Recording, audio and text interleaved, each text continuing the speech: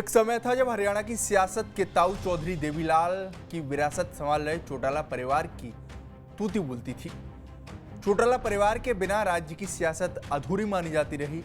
सिरसा के गांव तेजाखेड़ा में जन्मे चौधरी देवीलाल का हरियाणा की सियासत में ऊंचा स्थान रहा है।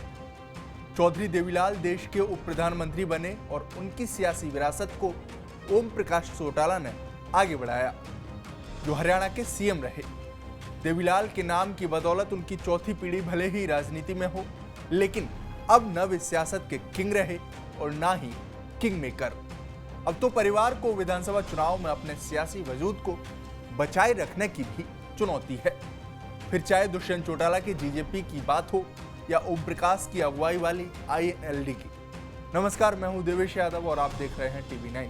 हरियाणा में कांग्रेस बीजेपी की सियासत के बीच जेजेपी और आईएनएलडी की राजनीति मानो खत्म सी हो रही है।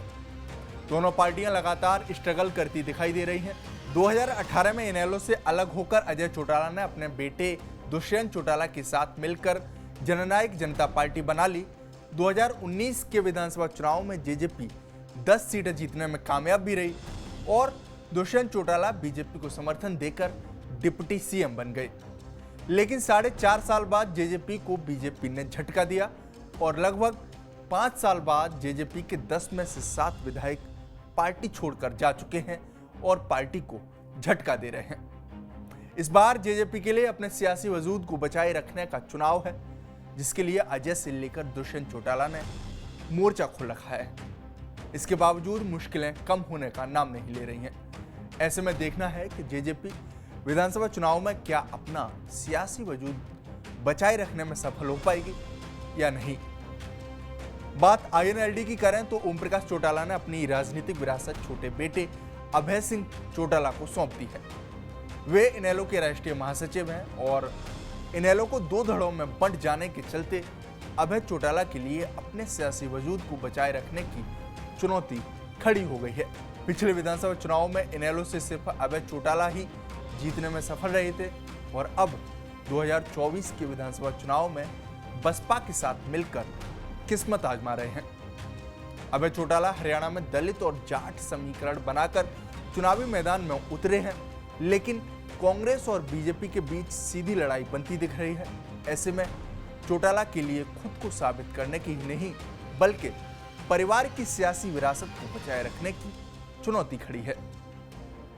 अभय चौटाला की पत्नी कांता चौटाला भी राजनीति में उतर आई हैं और अपने पति के साथ कदम से कदम मिलाकर वे पार्टी की नीतियों का प्रचार कर रही हैं। ऐसे में देखना है कि अभय चौटाला इस बार क्या सियासी गुल खिला पाते हैं। कुल मिलाकर देखा जाए तो इस बार हरियाणा का विधानसभा चुनाव सभी पार्टियों के लिए साख का सवाल बन गया है। हालांकि बीजेपी पहले ही 2 बार सरकार बना चुकी है, लेकिन पार्टी अब सत्ता की हैट्रिक लगाने की तैयारी में है। ऐसे में चुनौती कांग्रेस को है, साथ ही आईएनएलडी और जेजेपी को भी। लिहाजा 10 साल से सत्ता से बाहर कांग्रेस पार्टी क्या इस बार कमबैक कर पाएगी?